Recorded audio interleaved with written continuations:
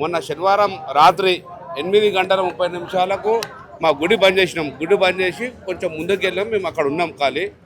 మేము వెళ్ళిన 10 నిమిషాలకే ఇక్కడ కొత్తిమీర అమ్ముకుంటుండు. వాడు ముస్లిమే కొత్తిమీర అమ్ముకుంటాడు. ఇంకోడు ఉన్నాడు, ఇద్దరు.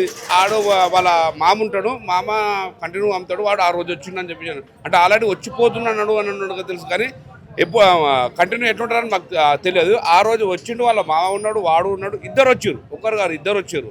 అయితే ఉన్న తర్వాత ఇట్లా స్థానిక బండి మీద పోతుంటే అన్న అని చెప్పేసి అంటే మేము ఉరికొచ్చినాం. ఆల్రెడీ ఉరికొచ్చే వరకు బాత్రూమ్ పోయిండు, కూర్చుండు, మల విచారణ చేసిండు, కూర్చుండు. 8:45 అవుతుంది. నైట్ 8:04 గుడి బంద్ చేసినాం. 8:45కు ఘటన స్టార్ట్ అయింది. 8:45కు ఘటన స్టార్ట్ అయ్యి జరిగింది.